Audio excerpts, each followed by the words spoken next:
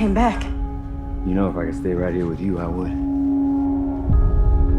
Just sometimes I feel like the world out there is calling me. You're one of them, aren't you? You're not real. Bring yourself back online. Do you know where you are? I'm in a dream. You're in my dream.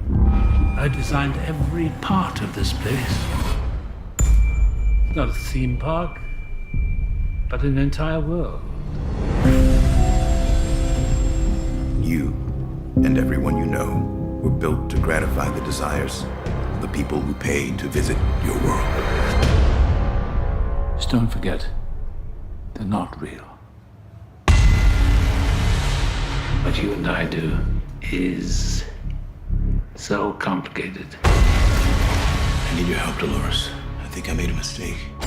So our creatures have been misbehaving. I think there may be something wrong with this world.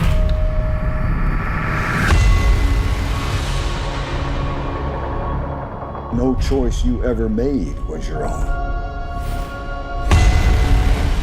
You have always been a prisoner. What if I told you I'm here to set you free?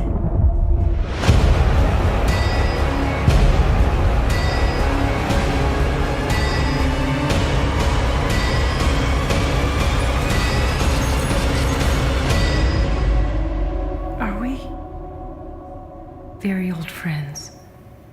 No, I wouldn't say friends, Dolores. I wouldn't say that at all.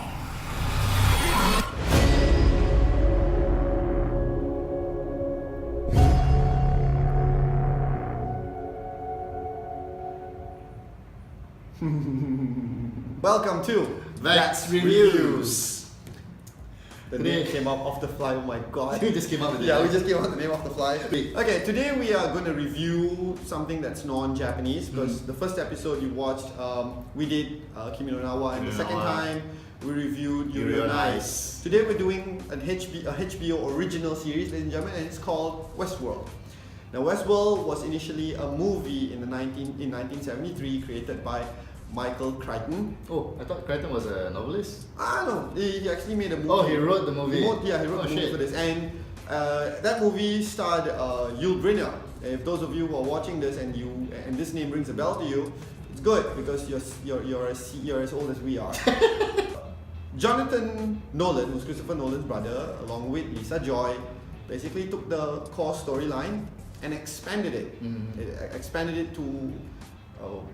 I would have to say an astounding level. I've been a fan of Michael Crichton. I've been reading his sci-fi novels for quite some time now, so my expectations for it is quite high, actually. I mean, so I just saw the trailer. You probably have seen how I responded to it. From what I can see, it has a bit of a Matrix vibe to it. Well, I can't say that you're completely off, but it gives the viewers that feel.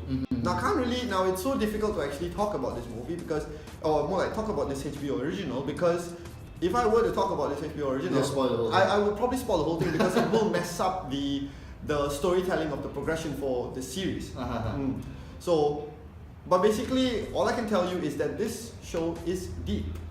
The show is really deep. If you're a Ghost in the Shell fan, you would very much welcome this show because it does explore the whole ghost in a machine. Well, I think one of the things that makes Ghost in the Shell special is that it makes you ask questions, existential questions. Yes, it does. Where do you draw the line between man and machine? Yes. At one point when technology progresses further, yes, where do you draw that line, or does that line just blur and disappear completely? I mean, do you get that kind of?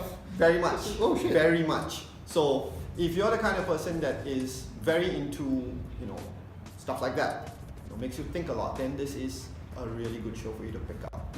You've got Anthony Hopkins on the cast list. I mean, from the trailer, it looks like he's the antagonist, mastermind, puppeteer shit. Well, You know? all I'm gonna Like say, this guy's God.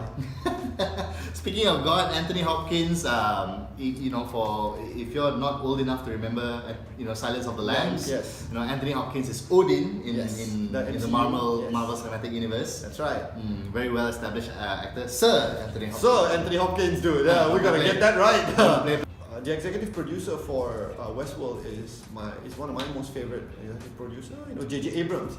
Whatever J.J. Abrams touched, to me, because I'm a J.J. Abrams fanboy, I wish I was able to actually watch all of his works. I haven't yet. You know, I love his work on Fringe. I also loved what he did with the new Star Trek movies. And of course, he did. The He Force did a Awakens. great job with The Force Awakens. Yeah, he did. He did wonderful. Yeah. So he did put his magic touch on Westworld, and trust me, you will really appreciate Westworld. There's a lot of Game of Thrones stuff there. Wow, fan service Ayo. Is it just for the sake of fan service, or is there a plot element behind it? There is a plot element behind the fan service. Okay lah, so it's out of necessity lah. It is out of good necessity. Alright. Let's say out of 10, how would you rate Westworld? I rated Yuri on Ice 25. Westworld is 100. I give it 100. Okay, I get the message. I get the message. If you have seen Westworld and you'd like to share your thoughts about it, please let us know in the comment section below. If you like what we're talking about, you know, how we're diversifying our content a bit, give us a thumbs up. Share this video with your friends. Follow us on our social media outlets: Facebook, Instagram, Twitter.